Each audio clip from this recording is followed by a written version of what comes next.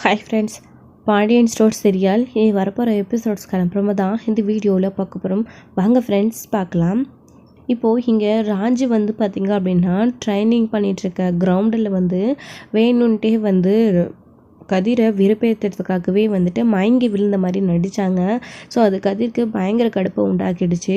So இனிமேல் நீ எப்படி வேணாலே போ, நான் அவனை வந்து தொந்தரவு பண்ண மாட்டேன் அப்படின்னு கோச்சிக்கிட்டு வீட்டுக்கு போயிட்டாரு நம்ம கதிர் இருந்துக்கிட்டு. ஸோ ராஜே அங்கே ஃபீல் பண்ணிக்கிட்டு இருக்காங்க. ஸோ நாம் வந்துட்டு இப்படி பண்ணியிருக்கக்கூடாது, தப்பு பண்ணிட்டோம், நாம் போலீஸ் ஆகணும் அப்படின்றதுக்காக தானே அவன் நமக்காக நம்ம கூட நமக்கு முன்னாடியே எந்திரிச்சு நம்மளை கிரவுண்டுக்கு கூட்டிகிட்டு வந்து ஓட வச்சு ப்ராக்டிஸ் பண்ண வைக்கிறான். ஆனால் நாம் கொஞ்சம் கூட இதை அதாவது நாம் போலீஸ் ஆகணும் அப்படின்ற அக்கறை நமக்கு இல்லாமல் நம்மளை என்கரேஜ் பண்ணுறவரை மனசோடைய கஷ்டப்படுத்திட்டோமே மனசை அப்படின்னு சொல்லி கதிரை ஹர்ட் பண்ணிட்டோமே அப்படின்னு நினச்சி ரொம்ப ஃபீல் பண்ணிகிட்டு இருக்காங்க. ஸோ இது எல்லாமே ஹர்ட் பண்ணுறதுக்கு முன்னாடியே யோசிச்சிருக்கணும் அப்படின்னு சொல்லிட்டு யோசிச்சுக்கிட்டோன்னு நின்றுட்டுருக்காங்க. ஸோ அடுத்து என்ன பண்ணுறது அப்படின்னு தெரியாமல் நின்றுட்டுருக்காங்க. ஸோ கதிர் சொன்ன மாதிரி அவன் மேலே கோவம் அப்படின்னா அவன் நம்மளை திட்டுறான் அப்படின்னா நம்ம அவன் திட்டாத அளவுக்கு வந்துட்டு சீக்கிரமாக 10 நிமிஷம் முன்னாடியே ஓடி காட்டியிருக்கணும், நம்மளுடைய கோபத்தை அதில் காட்டியிருக்கணும். அதை விட்டுட்டு இப்படி அவனை பண்ணுறதுக்கு போயிட்டு அவன் ரொம்ப பயந்துட்டான். என்னதான் அவனுக்கு நம்ம மேலே பாசம் இல்லாமல் இருக்குது அப்படின்னு நாம் நினச்சிட்டு இருந்தாலும் மனசளவில் அவன் நம்மளை எவ்வளோ நேசிக்கிறான் அப்படின்றதே இப்போ தான் புரியுது அப்படின்னு சொல்லிட்டு ராஜியும் யோசிச்சுட்ருக்காங்க. என் மேலே அவனுக்கு அம்புட்டு காதலாம் அப்படின்னு நினச்சிட்டு இருக்காங்க. ஸோ அதுக்கப்புறம் வந்து டென்ஷனோட ட்ராவல்ஸில் போய் உட்காந்துக்கிறாங்க நம்ம கதிர் இருந்துக்கிட்டு.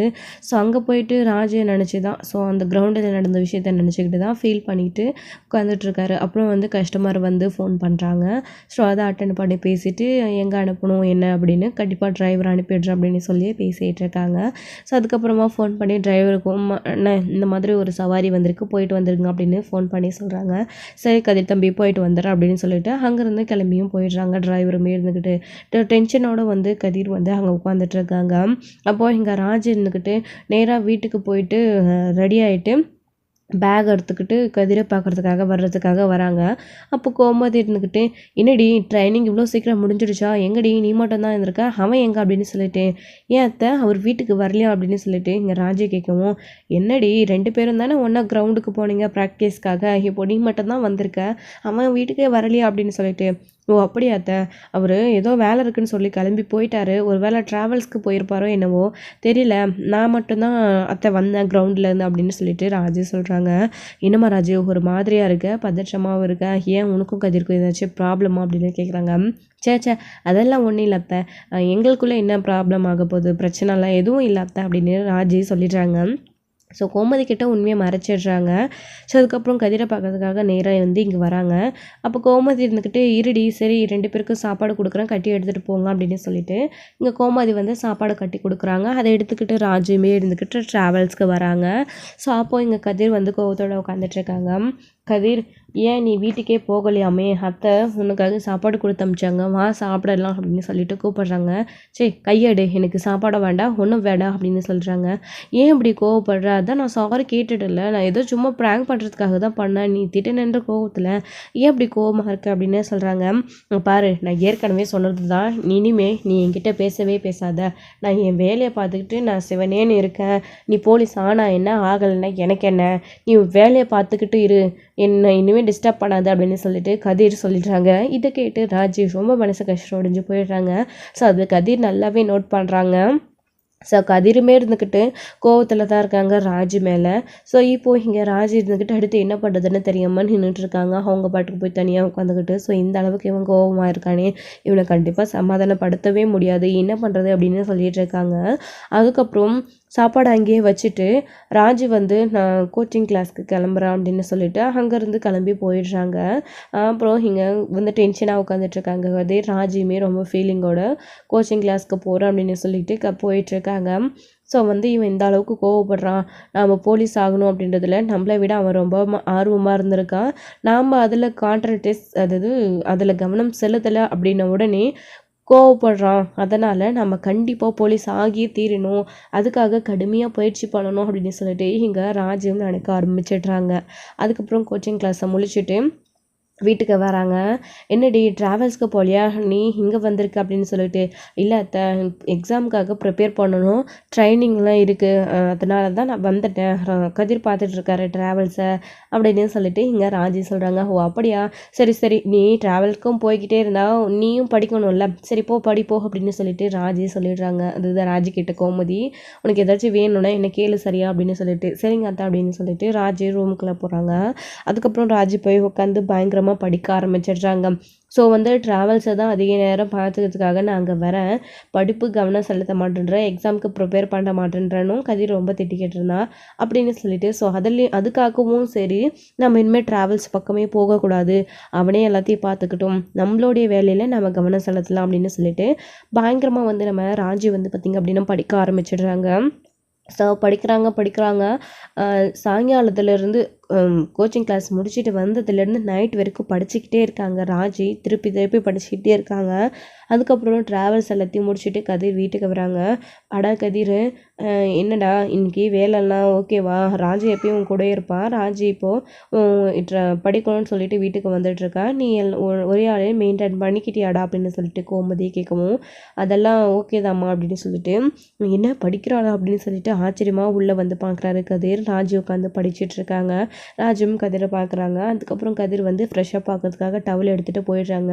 "பரவாயில்லையே, படிக்கலாம் ஆரம்பிச்சிட்டா" அப்படின்னு சொல்லிட்டு இருக்காங்க. ஸோ கதிர் வந்து ராஜு மேலே, ராஜ் எப்படி ப்ராங்க் பண்ணாங்களோ அந்த மாதிரி தான் கதிர் இப்போது ராஜு மேலே கோவமாக இருக்கிற மாதிரி நடிக்கிறாங்க. உண்மையிலே வந்த கோவம் தான் அது, அப்படியே வந்து மாறிடுச்சு நம்ம கதிர்க்கு. ஸோ இப்போ நம்ம கோவப்படுறதுனால அவள் படிக்க ஆரம்பிக்கிறா, நம்ம அவகிட்ட பாசமாக இருந்தால் அவள் படிக்க மாட்டேன்றா அப்படின்னு சொல்லிட்டு கோவத்தோடு வந்து இருக்க ஆரம்பிச்சிட்டாங்க கதிர் வந்துட்டு. அப்போ தான் அவளுடைய எய்மில் அவள் கரெக்டாக இருப்பா, நம்ம பேசணும் அவகிட்ட அப்படின்னா அவள் கண்டிப்பாக நாம் நினச்ச மாதிரி போலீஸாகி காட்டுவா அவள் அப்படின்னு சொல்லிட்டு அப்படியே இருக்கா அப்படின்னு முடிவு பண்ணிடுறாங்க கதிர் இருந்துக்கிட்டு. அதுக்கப்புறம் ராஜிக்கிட்டே பேசாத மாதிரி கதிர் வந்து அவங்க பாட்டுக்கு படுத்து தூங்கிடுறாங்க. நைட்டு வந்துட்டு ராஜி வந்து படிச்சுக்கிட்டே இருக்காங்க. ஸோ வந்துட்டு கோமதி இருந்துக்கிட்டு, "ராஜி சாப்பிடவாம்மா, படிச்சுக்கிட்டே இருக்கியா இன்னும்?" அப்படின்னு கூப்பிடுறாங்க. "இந்த வராத" அப்படின்னு சொல்லிட்டு வந்து வராங்க ராஜி இருந்துக்கிட்டு. "சரிம்மா, எங்கே கதிர்?" அப்படின்னு சொல்லிட்டு. "உள்ளே இருக்கார் அத்தை" அப்படின்னு சொல்லிட்டு. "சரிம்மா, அவனையும் கூட்டிகிட்டு வா சாப்பிட்றதுக்கு" அப்படின்னு சொல்லிட்டு உள்ளே வராங்க. "அத்தை சாப்பிட கூப்பிட்டாங்க" அப்படின்னு சொல்லிட்டு ராஜி சொல்லிட்டு இருக்காங்க. கதிர் வந்து கண்டுக்காத மாதிரியே படுத்துட்ருக்காரு. அதுக்கப்புறம் தான் இருந்துக்கிட்டு, "உங்களை தான் கதிர், அத்தை சாப்பிட கூப்பிட்டாங்க" அப்படின்னு சொன்னோடனே, "கேட்குது கேட்குது" அப்படின்னு சொல்லிட்டு கதிர் வந்து எந்திரிச்சு வராரு. "ஏன் எங்ககிட்ட பேச மாட்டியா?" அப்படின்னு சொல்லிட்டு ராஜி வந்து கேட்கவும், "இனிமே நான் உன்கிட்ட பேசவே மாட்டேன்" அப்படின்னு சொல்லிட்டு கதிர் அங்கேருந்து போயிடுறாரு. அதுக்கப்புறம் 2 பேரும் உட்காடுறாங்க. வந்து உட்காந்து சாப்பிட ஆரம்பிக்கிறாங்க. கோமதி நோட் பண்ணுறாங்க 2 பேரும் வந்து பேசாமல் இருக்காங்க அப்படின்னு சொல்லிட்டு. "என்னம்மா, ஏதாச்சும் பிரச்சனையா?" அப்படின்னு கேட்குறாங்க. "அதெல்லாம் ஒன்றும் இல்லைம்மா" அப்படின்னு சொல்லிட்டு. "கொஞ்சம் டயர்டாக இருக்குது, எனக்கு கொஞ்சம் வேலை அதிகம்" அப்படின்னு சொல்லிட்டு போய் படுத்துக்க ஆரம்பிக்கிறாங்க. கதிர் வந்துட்டு, "இல்லைடா, அந்த வேலை எதுவும் இல்லைன்னு சொல்ல, வேணா பழனி அனுப்பட்டுமாடா கடைக்கு அப்படின்னு, ட்ராவல்ஸ்க்கு" அப்படின்னு சொல்லிட்டு கேட்குறாரு கோமதி. "இல்லைம்மா, நானே வேணும்னா மாமாவை கூப்பிட்டுக்கிறேன், இப்போ எதுவும் தேவையில்லை" அப்படின்னு சொல்லிட்டு கதிர் வந்துட்டு ரூமுக்குள்ளே போயிடுறாங்க. அதுக்கப்புறம் ராஜுமே சாப்பிட்டு முடிச்சுட்டு போய் படுத்து கொஞ்ச நேரம் உட்காந்து திரும்பவும் படிக்க ஆரம்பிக்கிறாங்க. ஸோ வந்து நைட்டு வந்து 9 மணி வரைக்கும் படிக்கிறாங்க. அதுக்கப்புறம் காலையில் ட்ரைனிங் போகணும் அப்படின்றதுக்காக அலாரம் வச்சுட்டு ராஜி வந்து படுக்க ஆரம்பிக்கிறாங்க. ஸோ காலையிலே வந்து பார்த்திங்க அப்படின்னா 4:30க்கு வந்து அலாரம் வைக்க ஆரம்பிக்கிறாங்க. ஸோ எந்திரிச்சு ஃப்ரெஷ்ஷப் ஆகிட்டு ட்ரெஸ் சேஞ்ச் எல்லாம் பண்ணிவிட்டு குளித்து முடிச்சுட்டு ஸோ 5 o'clock எல்லாமே கிரவுண்டுக்கு கிளம்பிடுறாங்க ராஜு. இங்கே கதிர் தூங்கிக்கிட்டே இருக்காங்க. அப்போது 6 மணிக்கு கதிர் வந்து எந்திரிச்சு பார்க்குறாரு. ஸோ ராஜு வீட்டில் இல்லை. ஸோ எந்திரிச்ச உடனே, "எங்கம்மா ராஜு?" அப்படின்னு சொல்கிறாங்க. "என்னடா, அவள் உங்ககிட்ட சொல்லிட்டு போகலையா? அவள் காலையில் கிரவுண்டுக்கு கிளம்பிட்டாடா, நீங்கள் 2 பேரும் தான் போயிருப்பீங்கன்னு நினச்சேன், நீ போலியா கூட?" அப்படின்னு. "இல்லைம்மா" அப்படின்னு சொல்லிட்டு. "சரிடா, கிரவுண்டுக்கு தான் போயிருக்கா ட்ரைனிங்காக, நீ போய் பாரு" அப்படின்னு சொல்லிட்டு கோமதி உள்ளே போயிடுறாங்க. அவங்க வேலை காலையில் சமையல் வேலை எழுந்திரிச்சு கோமதி வந்து செஞ்சிட்ருக்காங்க. ஸோ பரவாயில்லையே, காலையிலே எழுந்திரிச்சு கிரவுண்டுக்கெல்லாம் போக ஆரம்பிச்சிட்டாளா, அப்புறம் சீக்கிரமாகவே அப்போ கண்டிப்பாக போலீஸ் ஆகிடுவா, இதே மாதிரி அவள் போய்கிட்டே இருந்தாள்னா அவளோட எய்மே அவள் சீக்கிரமாக முடிச்சிடுவா அப்படின்னு சொல்லிட்டு இங்கே கதிர் வந்து நினச்சிட்ருக்காரு. ஸோ ராஜியும் வந்து அங்கே போய் கடுமையாக ப்ராக்டிஸ் பண்ணிகிட்ருக்காரு. கதிர் போயிட்டு பின்னாடியே பார்க்குறாங்க. ஸோ மறைஞ்சு நின்று பார்க்குறாங்க, ராஜிக்கே தெரியாத. ஸோ பயங்கரமாக ப்ராக்டிஸ் பண்ணிக்கிற ராஜியை பார்த்த உடனே கதிர் அமைதியாக வந்துடுறாங்க. ஸோ இதே மாதிரி இவ கண்டிப்பாக பண்ணட்டும், நம்மளோட துணை இவங்களுக்கு இனிமேல் தேவையில்லை, தனியாக நின்று போராடட்டும் அப்படின்னு சொல்லி கதிர் முடிவெடுத்துட்டு அவங்க வீட்டுக்கு வந்து ட்ராவல்ஸ்க்கு போக ஆரம்பிச்சிடுறாரு. ஸோ இதெல்லாம் ஒரு பக்கம் இருக்க, இன்னொரு பக்கம் இங்கே மீனாவும் செந்திலும் வீட்டுக்கு போன உடனே செந்தில் இருந்துட்டு மீனா கிட்ட கோவப்பட்டு பேசிகிட்டு இருக்காரு. ஏன் மீனா நீ இப்படி பண்ணுற, நைட்டு அங்கே தான் போவேன்னு பிடிவாதமாக போயிட்டு என்னை பற்றி நீ கொஞ்சமாச்சு யோசிச்சு பார்க்குறியா அப்படின்னு. ஏங்க அதான் பேச வேண்டியதெல்லாம் அத்தை வீட்லேயே பேசிட்டிங்கண்ணே, திரும்பவும் என்ன அப்படின்னு சொல்லிட்டு இங்கே சொல்ல கேட்க ஆரம்பிச்சிடுறாங்க. நம்ம மீனாவும் செந்திலும் மாற்றி மாற்றி சண்டை போட ஆரம்பிச்சிடுறாங்க. பாருடி, இனிமேல் அங்கே போகிற வேலை வச்சுக்காத, இப்படி அடிக்கடிக்கு போய் அங்கே நின்றுக்கிட்டு இருந்தா என்னடி அர்த்தம் அப்படின்னு. ஏங்க என்னால் இங்கெல்லாம் டயர்டில் வேலையை செஞ்சு முடிச்சுட்டு வந்து வீட்லேயும் வேலை செய்ய முடியாதுங்க, நீங்கள் வந்து செய்கிறது இருந்தால் செய்யுங்க, இல்லைன்னா என்னால் எதுவுமே முடியாது அப்படின்னு சொல்லிட்டு இருக்காங்க. எனக்கே ஒரு ஆள் சமைச்சு போடணும், இதில் நான் உங்களுக்கு சமைச்சு போடணுமா, கண்டிப்பாக என்னால் முடியவே முடியாது அப்படின்னு மீனா சொல்லிடுறாங்க. உடனே இங்கே செந்தில் இருந்துக்கிட்டே ஏண்டி இப்படி சோம்பேறியாக இருக்க, உன்னால் வீட்டு வேலை கூட செய்ய முடியாதா, அத்தை இதெல்லாம் உனக்கு சொல்லி தானே கொடுத்துருக்காங்க, வேலைக்கு போயிட்டு வந்து நம்ம 2 பேருக்கும் அரிசி ஊற வச்சு சமைக்கிறதுக்கு உனக்கு எவ்வளோ நேரம் ஆகும், அப்படி இல்லைன்னா தோசை செய்யணும், தோசை மாவு வாங்கிட்டு வந்து, இல்லை தோசை மாவு அத்தை கிரைண்டர் வாங்கிட்டு வந்து கொடுத்துருக்காங்க, அதில் ஊற்றியோ மாவு அரைச்சியோ சாப்பிட்றதுக்கு உனக்கு எவ்வளோ நேரடி ஆகும், அதை கூட உன்னால் செய்ய முடியாதா, மாமா ஃப்ரிட்ஜு இன்னும் வாஷிங் மிஷின் இதெல்லாம் வாங்கி தரேன்னு சொல்லிட்டு போயிருக்காரு. அதையும் நீ வேணாம் அப்படின்னு சொல்கிற, ஏன் இதுக்கெல்லாம் வேணான்னு சொல்கிற, நம்ம இந்த வீட்டில் இருந்தாகணும் அப்படின்னா அந்த பொருளெல்லாம் தேவை தானே, ஆனால் உனக்கு தான் அந்த எண்ணமே இல்லையே, எப்படா அந்த வீட்டுக்கு போகும், இந்த வீட்டுக்கு எதுவும் பொருள் வாங்கி இதை போட தேவையில்லை அப்படின்னு தானே நீ நினச்சிட்டு இருக்க, முதல்ல இந்த வீட்டில் இருக்கலாம் அப்படின்னு நினச்சாதானே உனக்கு சமைக்கிறதுக்கு, அப்புறம் மாவு ஆட்டுறதுக்கு, ஃப்ரிட்ஜில் வந்து ஸ்டோர் பண்ணி வச்சுக்கிறதுக்கு இதெல்லாம் உனக்கு அப்போ தானே ஞாபகம் வரும், உனக்கு தான் அங்கே போகிறதுலேயே குறியாக இருக்கே, ஏன் உன்னால் இதை கூட செய்ய முடியாதா அப்படின்னு சொல்லிட்டு இங்கே செந்தில் கோவப்பட்டு மீனா கிட்ட சண்டை போடுவோம். மீனாவுக்கு இருந்துக்கிட்டு அவங்களுக்கு பயங்கர கோவம் வருது. போதை நிறுத்துங்க, ஒன்றா கூட்டு குடும்பத்தில் இருந்த எண்ணெய் இப்படி பிரித்து தனியாக கூட்டிகிட்டு வந்து விருப்பமே இல்லாத இங்கே உட்கார வச்சுக்கிட்டு நீங்கள் இஷ்டப்படியெல்லாம் சொல்கிறதெல்லாம் செய்கிறதுக்கு என்னால் கண்டிப்பாக முடியாது அப்படின்னு சொல்கிறாங்க. அப்போ உனக்கு எது தாண்டி செய்ய வரும், அப்போ எதுக்குமே நீ லாக்கி இல்லையா, ஏதோ மாமா படிக்க வச்சுருக்காரு, ஏதோ படிச்சுட்ட பெரிய ஆள் ஆகிட்டா, அது மட்டும்தானே உனக்கு தெரியும், வேறு எதுவுமே செய்யலையா, செய்யக்கூடாதுன்னு இருக்க நீ, அப்படி தானே, ஏன் படிச்சிருக்கவங்க எல்லாரும் வீட்டு வேலை செய்கிறது இல்லையா, இல்லை வீட்டில் தான் வேலை செய்கிறது இல்லையா, அவங்க எல்லாம் என்ன வேலைக்கு போகிறது சாப்பிட்டது வந்து படுத்து தூங்கினதுமாவே இருப்பாங்க, அவங்களுக்கும் குடும்பம் ஃபேமிலி எல்லாமே இருக்குல்ல, அவங்களும் வீட்டுக்கு வந்து சமைக்கிறாங்க, துணி துவைக்கிறாங்க, பெருக்கிறாங்க, மாப் போடுறாங்க, எல்லாமே அவங்களும் பண்ணுறாங்கல்ல, ஆனால் உனக்கு மட்டும் இது முடியாதுன்னு சொல்கிறேன், எப்படிடி ஒரு பொண்ணாக இருந்துக்கிட்டு இதெல்லாம் செய்ய முடியாதுன்னு நீ சொல்கிற அப்படின்னு சொல்லிட்டு செந்தில் கேட்குறாரு. இது கேட்க மீனாவுக்கு அவ்வளோ கோவம் வருது. இங்கே பாருங்கள், இதுக்கு மேலே ஏதாச்சும் பேசுனீங்க அவ்வளோதான், மரியாதை கெட்டுரும், அப்படின்னா உங்களுக்கு விருப்பம் அப்படின்னா நீங்களே எல்லாத்தையும் பண்ணிக்கோங்க, இதுக்கப்புறம் என்னால் எதுவுமே பண்ண முடியாது, இந்த அளவுக்கு நீங்கள் பேசினதுக்கப்புறமும் உங்களுக்காக சப்போர்ட் பண்ணி உங்கள் கூட நான் இங்கே இருப்பேன்னு மட்டும் நீங்கள் நினைக்காதீங்க அப்படின்னு சொல்லிட்டு இப்போவே நான் கிளம்புறேன் அப்படின்னு மீனா எல்லாத்தையும் பேக் பண்ணி எடுத்துக்கிட்டு பாண்டியனோட வீட்டுக்கு கிளம்புறதுக்காக எல்லாத்தையும் எடுத்து வச்சுட்டு இருக்காங்க.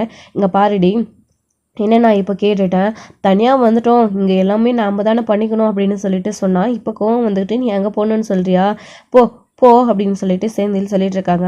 ஆமாம், தனியாக வந்து இதெல்லாம் செய்யணும்னு சொல்லிட்டு தானே நான் வரமாட்டேன்னு சொன்னேன், ஆனால் அதான் நான் இருக்கேன்ல, நான் பார்த்துக்கிறேன்னு சொன்னீங்க, ஆனால் ஒரு நாள் கூட என் கூட இருந்ததே கிடையாது, குடிச்சிட்டு ஃப்ரெண்ட்ஸோடு சேர்ந்துக்கிட்டு எப்பயும் லேட்டாக வரீங்க, உங்களுக்காக நான் எதுக்கு இங்கே இருக்கணும், நீங்கள் தானே விருப்பப்பட்டீங்க, நீங்களே இருந்துக்கோங்க, நான் அந்த வீட்லேயே போய் இருக்கேன் அப்படின்னு சொல்லிட்டு மீனா கோவப்பட்டு பேக் எடுத்துக்கிட்டு கிளம்பலாம் அப்படின்னு சொல்லிட்டு பேக் பண்ணிகிட்டு இருக்காங்க. செந்தில் இருந்துக்கிட்டு போய் நீ அங்கேயே இருந்துக்கோ, நீ இல்லாத நேரமா இங்கே நான் என் தம்பிங்களை வர வச்சு நான் ஜாலியாக இருக்கேன் அப்படின்னு சொல்லிட்டு சொல்கிறாங்க. ஓ அப்படியா, நீங்கள் அதுக்கு தான் வசதி இல்லைன்னு வந்திருப்பீங்க, சரி இருந்துக்கோங்க, நீங்களே ஜாலியாக இருந்துக்கோங்க, நான் அந்த வீட்டுக்கே போகிறேன், நானும் திரும்பவும் அங்கே வந்து நின்றுக்கிட்டே மீனா வீட்டுக்கு வான்னு மட்டும் தயவு செஞ்சு கூப்பிட்றாதீங்க அப்படின்னு சொல்லிட்டு இங்கே மீனா சொல்லிட்டு போகிறாங்க. நான் வரமாட்டேன்டி, நான் வரமாட்டேன், மிஸ்டர் பாண்டியன் சொன்னதை நீ தான் உண்மைன்னு நிரூபிக்கிற, நான் நிரூபிக்க மாட்டேன், நான் வரலை, நீ போய்க்க, அவர் சொன்னது உண்மைன்னு காட்டுறதுக்காக வேணும்னே இப்போ அங்கே போகிறல்ல, நீ உன்னை வச்சுக்கிட்டே இங்கே என்னால் சமாளிக்க முடியாது அப்படின்னு சொல்லிட்டு இருந்தார் பாண்டியன். அதுக்கு அந்த மாதிரி தானே நீ நடந்துக்கிற, இப்போ அங்கே போய் என்ன அசிங்கப்படுத்தி அவமானப்படுத்தணுன்றதுக்காகவே நீ அங்கே போய் நிற்க போகிறல்ல அப்படின்னு சொல்லிட்டு இங்கே செந்தில் சொல்லிட்டு இருக்காங்க. சும்மா எது முடிச்சு போட்டு நீங்கள் பேசிகிட்டு இருக்காதீங்க அப்படின்னு சொல்லிட்டு இங்கே கோவப்பட்டு வந்து பார்த்தீங்க அப்படின்னா மீனாவும் செந்திலும் பயங்கரமாக சண்டை போட்டுட்ருக்காங்க. ஸோ இதெல்லாம் ஒரு பக்கம் இருக்க, இன்னொரு பக்கம் இங்கே ராஜி வந்துட்டு பார்த்தீங்க அப்படின்னா அடுத்து வந்து பயங்கரமாக வந்து படிக்கிறதுக்காக ப்ரிப்பேர் பண்ணிகிட்ருக்காங்க. ஸோ ட்ராவல்ஸ்க்கு கூட போகாமல் ஸோ செந்தில் அதாவது கதிர் வந்துட்டு ட்ராவல்ஸில் எப்பயுமே ராஜி கூடவே இருந்துட்டுருப்பான். ஆனால் ராஜி இப்போது பயங்கரமாக படிக்க ஆரம்பிச்சிட்டா நம்ம மேலே கோவத்தில். இப்போ இங்கே ராஜி இல்லாதது ஒரு குறையாக இருக்குது அப்படின்னு சொல்லிட்டு ராஜியை நினச்சிக்கிட்டு கதிர் வந்து அங்கே ஃபீல் பண்ணிட்டு அங்கே வந்துட்டுருக்காரு. அதுக்கப்புறம் கடையில் வந்து பார்த்திங்க அப்படின்னா செந்தில் வந்து வேலை செஞ்சிட்ருக்காரு. பாண்டியன் வந்து அப்போது அங்கே இருக்கார். ஸோ நான் வந்து டெலிவரிக்காக போகிறேன் அப்படின்னு சொல்லிட்டு டெலிவரி பண்ண போயிடுறாங்க. ஸோ மயிலோடைய அப்பாவும் இருந்துகிட்ருக்காங்க. ஸோ சரவணன் இல்லாதப்போ எப்படியெல்லாம் பேசி மயக்க முடியுமோ அப்படியெல்லாம் வந்து மயிலோடைய அப்பாவும் பாண்டியனுடைய மனசை மாற்றுறாங்க. ஸோ அவங்கக்கிட்ட நல்ல விதமாக பேசிகிட்டு இருக்காங்க. நல்லவங்க மாதிரி ஓடி ஓடி வேலை செய்கிற மாதிரியே. அப்புறம் மச்சான் நான் குடோனில் மூட்டைலாம் வந்திருக்கேன், நான் அதெல்லாம் இறக்கி போட்டுட்டு வந்துடுறேன், பழனி நீயும் வரையாப்பா, நம்ம 2 பேரும் சேர்ந்து எல்லாத்தையும் முடிச்சிடலாம் அப்படின்னு சொல்லிட்டு பழனியும் கூட்டிக்கிட்டு போகிறாங்க. இங்கே மயில் வந்துட்டு நான் வந்து கடைக்கு ஆள் வந்தால் பார்த்துக்கிறேன் மாமா, பார்த்துக்கிறேன் அப்பா, நீங்கள் போங்க அப்படின்னு சொல்லிட்டு மயில் வந்து அப்படியே கஸ்டமரை இது வேணுமா அது வேணுமான்னு கேட்டு மயில் வந்து பார்த்துக்கிற மாதிரியும் அங்கே அவர் வேலை செய்கிறேன்னு சொல்லிட்டு அங்கே போய் சும்மா உட்காந்துட்ருக்காரு. சும்மா ஒரு மூட்டை தூக்கிட்டு போய் போட்ட உடனே எனக்கு ரொம்ப முடியலப்பா, முதுகெல்லாம் வலிக்குது, நீ எல்லாத்தையும் தூக்கி போட்டுரு அப்படின்னு சொல்லிட்டு இங்கே உட்காந்துக்கிறாரு. அவர் வந்துட்டு பழனியுமே எதுவுமே பேசாமல் எப்பயும் நம்ம செய்கிற வேலை தானே அப்படின்னு செஞ்சிட்ருக்காரு. ஆனால் மச்சான் முன்னாடி மட்டும் நான் போய் மூட்டை தூக்கி போட்டுட்டாருன்னு வரேன்னு சொல்லிட்டு இங்கே வந்து சும்மா உட்காந்துட்ருக்காரு அப்படின்னு தான் பழனி நினச்சிட்ருக்காரு. அதுக்கப்புறம் எல்லா மூட்டையும் இறக்கியாச்சு போகலாமா அப்படின்னு சொல்லிட்டு சொல்லவும் சரிப்பா போகலாம், ரொம்ப வலிக்குதுப்பா கை காலாம் அப்படின்னு. மூட்டையெல்லாம் தூக்கி போட்டது நான், வலிக்குதுன்னு சொல்கிறது நீங்களா அப்படின்னு சொல்லிட்டு பழனி பேசிகிட்டு இருக்காரு மனசுக்குள்ளே. அதுக்கப்புறம் என்னடா பழனி எல்லா மூட்டையும் இறக்கியாச்சா அப்படின்னு. ஆமாம் சம்மந்தி எல்லா மூட்டையும் இறக்கியாச்சு, ரொம்ப கை காலெலாம் வலிக்குது தெரியுமா அப்படின்னு சொல்லிட்டு பழனிக்கு முன்னாடி மயிலோடைய அப்பா வந்து ஆக்ஷன் பண்ணி ரொம்ப அப்படியே எல்லாத்தையும் அவர் தான் தூக்கி போட்ட மாதிரி அவர் முன்னாடி நல்ல பேர் வாங்கிக்கிறாரு. அதுக்கப்புறம் ஸோ அப்படியா சரிங்க சம்மந்தி, உட்காருங்க, ஏன் எல்லாத்தையும் நீங்களே கஷ்டப்பட்டு தூக்கி போடுங்க, பழனி இருக்கால அவனும் கூப்பிட்டுக்க வேண்டியதானே அப்படின்னு. தம்பியுமே கூட ஹெல்ப் தான் பண்ணுச்சு, இருந்தாலும் தம்பி பண்ணதுன்றதுக்காக நாமளும் உட்காந்துட்டு இருக்க முடியாதுல்ல, நாமளும் சேர்ந்து செய்யணும்ல அப்படின்னு சொல்லிட்டு இங்கே சொல்லிகிட்ருக்காரு. சம்மந்தின்றதுனால இந்த பாண்டியனும் அப்படி ரொம்ப ஓவராக வந்து நடிச்சிட்ருக்காரு. ஸோ சம்மந்தி நீங்கள் ஏன் இதெல்லாம் செய்கிறீங்க அப்படி இப்படின்னு சொல்லிட்டு. ஆனால் இதே வாய்ப்பாக பயன்படுத்திக்கிட்டு பயங்கரமாக வந்து மயிலோடைய அப்பா வந்து பார்த்திங்க அப்படின்னா பாண்டியனை பிரெயின் வாஷ் பண்ணிகிட்ருக்காங்க. ஸோ இதெல்லாம் பழனி வந்து வெளியில் சொன்னால் பிரச்சனை ஆகிடும், நம்மளால் இதுக்கு பிரச்சனை அப்படின்னு மனசுக்குள்ளேயே போட்டுக்கிட்டு ஒவ்வொரு விஷயமும் இதே மாதிரி தான் அமைதியாகவே இருக்காங்க. நிறைய வந்து அசிங்கப்பட்டுக்கிட்டே இருக்காங்க பழனி வந்துட்டு. ஸோ வந்து இப்படியெல்லாம் நடக்க பழனிக்கு எப்படா அந்த கடையை விட்டு போவோம் அப்படின்ற மாதிரி செந்தில் மாதிரியே பழனிக்கும் தோண ஆரம்பிக்குது. மச்சான் ஏன் இப்படியெல்லாம் வர வர நடந்துக்கிறானே தெரியலை அப்படின்னு சொல்லிட்டு நல்லா தான் இருந்தார் மயிலோடைய அப்பா வர வரைக்குமே. இப்போ வந்து இது மாதிரி மாறிட்டார் அப்படின்னு சொல்லி மனசுக்குள்ளே நினச்சிட்ருக்காங்க.